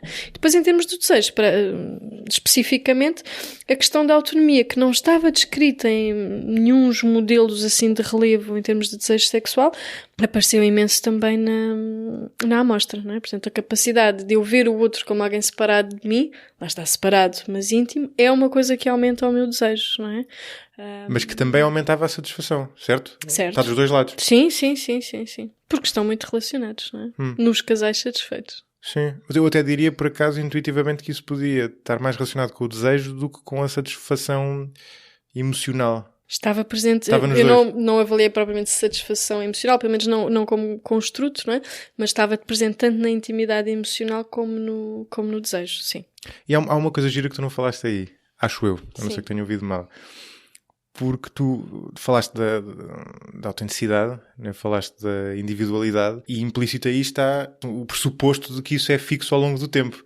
Mas também não é. Eu acho que esse é outro desafio também interessante, que é o facto de nós próprios irmos evoluindo ao longo do tempo. Eu acho que, por exemplo, numa relação isso também é uma coisa difícil de gerir, ou seja, porque qualquer um de nós vai mudando. Porque a taxa de mudança não é igual, não é? Pode ser não Exato. só em... Não, e não és literalmente a mesma pessoa. Quer dizer, não é aquele clichê de divorciámos-nos porque ele era outra pessoa, não é? Crescemos em direções opostas. Mas isso é a variação, o facto mas isso pode ser traumático, ou pode ser difícil de gerir, que é de repente estás com uma pessoa que diz, mas ele ou ela agora gosta de fazer isto, ou agora de repente isso tem pode ser tão bom, não é? Claro, sim. Mas eu acho que é natural que seja porque tu montas a tua vida e montas a tua relação com duas personas, não é? Com duas pessoas que agem de determinada forma. Certo. E a previsibilidade é um dos garantes também dessa intimidade, não é? É verdade, mas isso leva-nos outra vez à questão do divórcio. Sim. Que muitas vezes, quando ocorre um divórcio, eu não consigo dizer que aquele casamento falhou.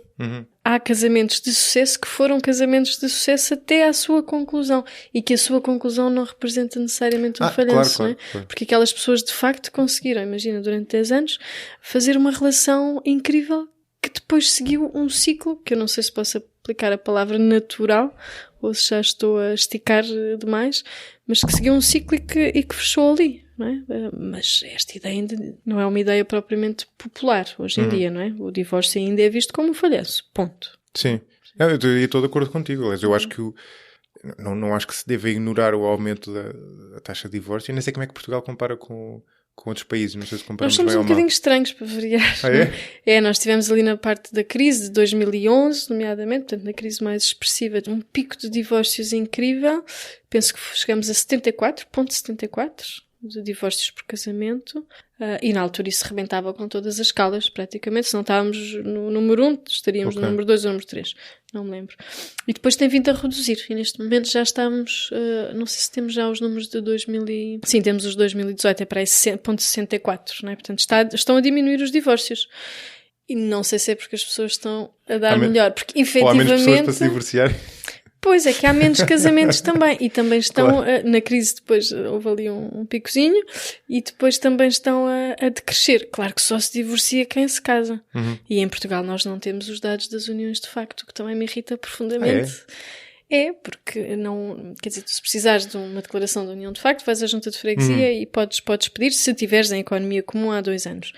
Mas a maioria das pessoas não precisa desta declaração para absolutamente... E portanto nunca chega a pedi-la, claro. Nem eu sei... e por eu estou a dizer, o Estado sabe se quem entrega um IRS em conjunto está efetivamente em união de facto, claro, ou não é? Portanto, não temos dados... Sim, também tens uniões de facto fictícias, não é? Pois, não sei, mas eu acho que neste momento o número de uniões de facto, eu não sei se já não ultrapassará o casamento. E irrita muito não saber isso, porque acho que era mesmo não, importante. Tens um problema de dados gigante, não é? Sim, não sei se no censo agora isso não vai aparecer também como questão, já que outras não vão aparecer, infelizmente. Essa era útil aparecer. Sim. Fazia todo sentido, porque senão tu não consegues estudar bem a realidade, claro. Sim. Mesmo esta ideia da relação entre casamentos e divórcios pode não ser completamente claro. Sim. É porque eu ia dizer, a variável taxa de divórcios já tem problemas de si, mesmo para lá disso, não é? É verdade. Que é o facto de... Não é necessariamente uma boa variável objetiva, não é? Porque tu tens pessoas que não se divorciam, mas se calhar deviam, e tens pessoas que se divorciaram e ainda bem, não é? Porque noutros tempos não se... Tens pessoas que não se podem divorciar. E tens pessoas que não se podem. Não é? Tens pessoas que se divorciam e continuam a viver na mesma casa, porque não conseguem ter 2 casas também. Sendo certo que há um problema social. Uma coisa é o divórcio do ponto de vista do bem-estar das pessoas, e aí eu sou mais cético em relação a haver um problema. Outra coisa é o divórcio enquanto problema social, por exemplo, no que diz respeito às crianças, não é? E obviamente que para uma criança é melhor viver... Quer dizer, o pior de tudo, acho eu, é viver com 2 pais que se deem mal. Mas é melhor viver com 2 pais que se deem... Os estudos mostram e são muito claros. Claro, viver numa relação de conflito é para baixo da escala. Divórcio é melhor do que pais que se deem mal. Mas o ideal é pais que se deem bem, não é? Portanto, do ponto de vista dessa externalidade para os miúdos, claro que sim. Do ponto de vista dos próprios, já por acaso não tenho tanta certeza, porque acho que é muito difícil tu analisar, não é? Porque tu vais comparar com o quê? Com com períodos na história em que as pessoas não se divorciavam porque sentido. nem sequer pensavam nisso, não é? Não faz sentido, não é? Não tens sequer... Eu sempre que mostro nas minhas aulas, eu faço mesmo um print screen da Por Data, do ecrã da Por Data, para mostrar a taxa de divórcio, e perguntas, pronto, diz sempre toda a gente, quando eu peço o feedback, é muito engraçado que já viu, professor, em 74 não havia divórcios, as pessoas não precisavam de se divorciar, depois, pequeno detalhe, não é? Que não era permitido, e depois tu vês, o gráfico da Por Data é muito interessante, porque parece que as pessoas se organizaram ali durante 2 anos e depois em 77 é assim uma explosão sim. incrível, que eram todos os divórcios que deviam ter acontecido antes e que não podiam. E provavelmente já eram separações consumadas, mas cujo divórcio aconteceu ali, não é? É entender, sim. Sim, imagino que seja isso. Embora também há um lado disto interessante, que é o lado daquele paradoxo da liberdade que falávamos há pouco, não é? A liberdade causa-nos também insatisfação, não é? Ou seja, o facto de nós sabermos que podíamos estar noutra situação leva-nos a estar insatisfeitos numa situação em que se calhar noutra altura não estaríamos. É o preço a pagar, não é? Isso também é muito protetor do self, não é? Mandando agora assim um palavrão, porque, quer dizer, se tu nunca entrares em profundidade e se tiveres sempre as escolhas todas abertas, ficas sempre muito confortável ali na tua rede, ou seja, nunca te mostras efetivamente vulnerável. É difícil uma pessoa mostrar-se vulnerável, por isso é que os casais para mim são tão interessantes, não é? Porque é o local mais difícil para ser vulnerável e é mesmo o local onde, para funcionar tens que ser vulnerável, não é? Sim. Portanto, em si é um paradoxo. E é difícil, não é? Não sei como é que conseguimos fazer isto. E continuamos a insistir. Exatamente. Sim. Aliás, é dos conceitos mais perenes, não é? O que mostra... Mas isto para fazer o ponto, queria eu fazer o ponto de que liberdade e satisfação não estão necessariamente correlacionados. Às vezes parece que sim, parece que vivemos nesse pressuposto, mas não é necessariamente verdade. Pois, não sei bem, não consigo pôr isso em termos tão gerais. Não? Depende dos temas em que... Ou seja, o aumento da liberdade, tu teres mais liberdade não te torna necessariamente... Eu acho que a liberdade é um fim em si mesmo. Mas como meio para aumentar a satisfação, não é óbvio que seja... Pois, isto é uma discussão muito mais vasta do que nós estamos a falar aqui, não é? Obviamente. Para mim é óbvio, não é? Sim. Efetivamente. E deixa-me falar de outro tema que nós também já abordámos mais ou menos, que é a questão da infidelidade ou traição, que lhe quisermos chamar, que nós andamos aqui um bocadinho a zigue-zaguear na conversa, porque na verdade a tua TED Talk que tu falavas no início aludia justamente a isso. E esse é um tema interessante porque, quer dizer, eu acho que a pergunta mais interessante a fazer em relação a isso é nós seres humanos traímos por motivos emocionais ou por motivos de atração? Atração sexual, no sentido em que qual é a força motriz? É o facto de nós sermos homo sapiens que evoluíram para se sentir atraídos por outras pessoas, mesmo estando numa relação e mesmo gostando da pessoa, ou porque não temos as nossas necessidades respondidas emocionais nessa relação? Pois, a tua pergunta parte de um pressuposto que eu não sei se é correto. Que há uma diferenciação. Essas duas coisas são diferentes. São categorias cómodas, não é? Nós temos que pensar em categorias da autoria. É muito importante pensarmos em que categorias é que pensamos quando pensamos nas coisas. Dito isto, eu tenho que responder ambas, não é? Porque nós não temos, claro que temos o nosso cérebro de lagarto, mas hoje em dia nós sabemos que o nosso cérebro de lagarto, não é? Portanto, o nosso cérebro mais profundo, que também regula partes do desejo sexual, não tem o domínio total sobre o desejo, não é? Também vi isso nas entrevistas que fiz. O desejo é mesmo muito permeável a outras influências do exterior. Porque senão a resposta era muito simples, não é? Bastava arranjarmos respostas para essas necessidades e não tínhamos outro tipo de necessidades psicológicas. Só que o desejo é muito confuso, não é? E, portanto, confunde-se efetivamente os dois, essas duas categorias. Tanto que eu até tenho dificuldade em colocar limites. Mas tu o teu ponto, para eu perceber, o teu ponto é que elas se sobrepõem em certo sentido? Ou seja, se tu fizesses os dois conjuntos, eles tinham ali uma interseção? Ou que eles são mesmo completamente sobrepostos e no fundo é como se fosse a mesma coisa? Que de pessoa para pessoa podem ter posições completamente diferentes em termos dessa sobreposição, não é? Há pessoas, efetivamente, para quem a atração sexual é uma coisa quase muito química, de pele, que não conseguem explicar, não é? Ou que até conseguem explicar apenas com esta categoria. Sim, há pessoas muito, que claramente o desejo é um outcome de outra coisa que esteja a acontecer na relação com esse objeto do desejo, por assim dizer. E há tantas outras onde isto adquire posições muito diferenciadas, não é? Agora, uma coisa eu tenho poucas dúvidas. o desejo é uma expressão da nossa individualidade. E, portanto, claro que em relações em que a nossa individualidade não esteja a ser acolhida, eu diria que isso é já, por si só, um fator de risco para a infidelidade, porque vai ter que sair por algum lado. Havia um aspecto de facto estilizado que acho que tu citavas nessa talk, não tenho a certeza, que é, e que eu também já tinha apanhado e é muito interessante, embora o número possa variar um bocado disto, que é a questão de as pessoas que... Só em 10% dos casos é que as pessoas que traem ficam com aquela pessoa. Sim. Que é giro, tem muita piada isso. É giro e é doloroso para muitas pessoas também. Sim, para quem? Quais delas? Para todos os do triângulo envolvido, não é? Para aquelas que dizem, então, mas não valia a pena, porque é que isto aconteceu? Para aquelas que dizem, eu pensava que isto ia valer a pena, não é? E para aquelas que ficam também com uma outra expectativa, não é? Que teriam outro tipo de papel. 10% eu por acaso acho essa figura até giro, um bocado violenta de alguma maneira. 10% é incrivelmente há qualquer baixo, coisa não é? tão poderoso na infidelidade que faz com que, mesmo com essa figura dos 10%, as pessoas o façam, não é? Se calhar é uma coisa importante na nossa sociedade, no sentido em que também Dan Savage diz, se calhar é mesmo para começarmos a repensar a forma como fazemos casais. Não? Em termos das categorias estanques onde pomos as coisas. Mas pensar em que direção? Ou em que direções? Lá está, para mim, na direção da negociação. Não é? O Dan Savage até diz uma coisa que eu acho interessante. Ele considera-se um casal monógamish, não é? Portanto, tendencialmente monogâmico, não é poliamoroso, nem relação aberta propriamente dita. É tendencialmente monogâmico, mas de vez em quando com os convidados especiais. Acho que é a figura que ele até utiliza. Mas ele diz, efetivamente, que aquilo que lhe dá mais prazer é estar com o seu parceiro, não é? Portanto, os outros que acontecem muito de vez em quando, parece-me, pela forma como ele explica a coisa, são algo muito enriquecedor da sua vida, mas efetivamente muito pontual. E ele diz que para seres parte... para te considerares esta categoria de monógames, para seres um casal monógames, não tens que... Semi-monógamo, não é? No fundo. Eu acho que gosto mais do tendencialmente monogâmico do que o semi.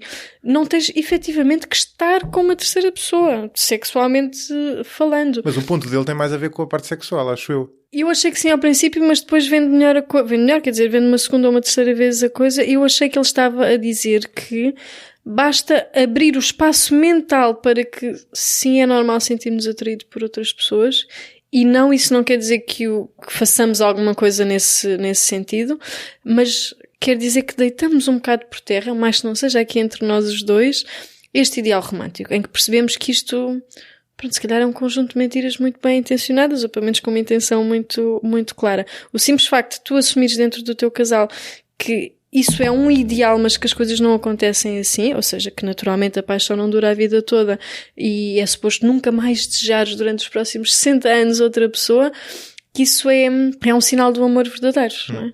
Mas o amor pode durar a vida toda. Agora Sim, o amor aqui no sentido mais apaixonado, do amor apaixonado e não do amor companheiro, não é? Não, mas isso também pode ser questionável, não é? Quer dizer, eu acho que pode durar, mas imagino que haja quem questione isso também. Pode-se transformar e há pessoas para as quais a transformação naquele sentido, no sentido mais à direita está muito bem e mais à esquerda não está, e outras ao contrário. Sim. Há muitas configurações, mas eu acho interessante esta ideia que não temos que desatar, só porque toda a gente é fiel, não temos que desatar todos a dizer que agora não fazemos parte da monogamia ou não queremos uma configuração assim mais clássica, porque de facto somos muito dirigidos para o par, mas acho interessante esta ideia que mesmo para os casais monogâmicos e mesmo à série monogâmicos, esta ideia é útil. Não é? Esta ideia que tendencialmente nós não somos monogâmicos e portanto se estás a ser, isso é um esforço e isso pode ser até positivo e pode ser vivido como algo sedutor no casal, não é? Mas que não seja uma coisa espontânea e fácil. Sim. Porque provavelmente não é. Não, e nós temos uma tensão, como em muitas outras coisas, entre a nossa moralidade e os nossos instintos, não é? E parte da nossa moralidade, ou grande parte da nossa moralidade, é justamente ir contra os nossos instintos, ou não necessariamente ir contra, é controlá-los, lidar com eles. Causa um contorno, não é? A violência, por exemplo, não é? Nós temos uma moral anti-violência à partida, a não ser quando ela é justificada. Isso não é mais do que ir contra o nosso instinto violento e nós, lá está o nosso córtex pré-frontal, exatamente, e fazer esse filtro, não é? O nosso ideal de relação monogâmica é uma coisa muito parecida com isso, não é? No fundo, nós temos uma moral que vê como bom, e eu acho que há várias razões para ver isso como bom, porque não é nós, seres humanos, não é por acaso que temos moral, e os bonobos, por exemplo, os bonobos que estão sempre a fazer sexo uns com os outros. Tem indicadores de moral também. Certo, mas há sempre proto-moral, mas não têm sim. moral como os seres humanos, Sim, não é? Portanto, claro. é normal que nós tendemos, e os chimpanzés, que por acaso são um excelente exemplo para isso que eu estou a falar, do ponto de vista da violência. Da guerra. Da guerra, como não têm moral, andam à bulha uns com os outros o tempo todo. A nossa moral serve justamente para controlar esses instintos. Mas isto vai ao encontro do teu ponto, reconhecendo esses instintos. Pois. E não fingindo que eles não existem, não é? E afirmando que pode não ser completamente natural ou fácil para a maioria das pessoas. A questão da violência, por exemplo. Os nossos instintos violentos continuam cá. Não, lá está de novo. Não é que todos tenhamos instintos violentos, mas todos nós temos cá qualquer coisa, uns mais, outros menos. E socialmente desenvolvemos uma série de maneiras de os canalizar. O futebol, que eu já falei aqui, é um deles, não é? A pessoa ir ao estádio, libertar aquela raiva, insultar o árbitro e tal, não é? Pessoas seríssimas, não é? Que depois vão ao estádio e dizem aquelas coisas. O trânsito é outro menos, acho que socialmente menos bom, não é? Porque acho que o trânsito não é tão inócuo, não é? Mas é giro, não é? Porque no fundo nós, sociedade, vivemos sempre lidamos sempre mal com o nosso lado animal, não é? É uma coisa difícil de gerir. E para isso, ainda bem, temos algumas estruturas postas em ação para nos ajudarem a moderar isso, não é? Dada altura temos também pensar um bocadinho a noção de perigo ou de custo, não é?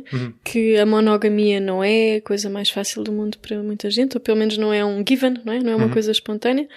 Pode ter algum risco, mas quer dizer, vai acabar a sociedade ocidental. Eu tenho muitas desconfianças desses medos muito aprofundados que hoje em dia também vêm em reação, não é? Parece-me que temos mais a ganhar com a satisfação das pessoas, com a negociação, com as pessoas magoarem-se menos, com as pessoas sentirem-se mais autênticas, com pertencerem a sítios onde sentem que a sua identidade é acolhida. Parece-me interessante pelo menos a explorar. Sim, e parece-me interessante para fim de conversa também. Antes de passarmos, como é hábito, às recomendações do convidado, deixem-me lembrar-vos que podem contribuir para a continuidade e desenvolvimento deste projeto. Visitem o site em 45graus.parafuso.net/apoiar para ver como podem contribuir, através do Patreon ou diretamente, bem como os vários benefícios associados a cada modalidade de contribuição. Caso não possam apoiar financeiramente, podem sempre contribuir para a continuidade do 45 Graus, avaliando-o nas principais plataformas de podcast e divulgando entre amigos e familiares. Muito obrigado pelo vosso apoio e agora, de volta à conversa. Muito obrigado por teres vindo. Obrigada, eu gostei muito. E agora o palco é teu para sugerir os livros. Ou os, ainda não percebi. Pois, que eu sou também uma pessoa indecisa, não é? Mas trouxe um que efetivamente recomendo e é de uma autora portuguesa, a Ana Carvalheira, uma colega minha psicóloga de outra instituição, do ISPA, que escreveu um livro chamado Em Defesa do Erotismo, que eu acho que tem muito a ver também com as questões que nós falamos aqui hoje dos casais, da identidade e sobretudo do desejo, não é? Ela tem uma abordagem muito interessante ao desejo e é uma pessoa que investiga também de uma forma extraordinária. E depois trouxe outro, e portanto esse livro já li e recomendo vivamente, e trouxe outro que acabei de comprar, estava-te a dizer este domingo, e portanto vou recomendar, apesar de ainda não o ter lido, porque acho que é mesmo interessante. Comprei na livraria à Travessa, ali no Príncipe Real, uma livraria brasileira, chama-se Alternativas Sistémicas, Bem Viver, de Crescimento, Comuns, Ecofeminismo, Direitos da Mãe Terra e Desglobalização. Apesar de ser um nome um bocadinho mais romântico do que eu gosto dos termos mais específicos, parece-me que faz todo o sentido em 2019 e no fim de 2019, com tudo aquilo que tem acontecido, explorarmos mais estas avenidas. Boa. Obrigado. Obrigada pelo convite e pela conversa.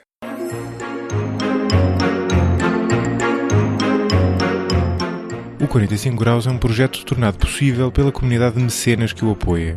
Mecenas como Gustavo Pimenta, Eduardo Correia de Matos, João Baltazar, Salvador Cunha, Duarte Dória, Tiago Leite, Joana Faria Alves, João Manzarra, Mafalda Lopes da Costa, Rui Oliveira Costa, Carlos Martins, entre muitos outros a quem agradeço e cujos nomes encontro na descrição deste episódio. Até à próxima!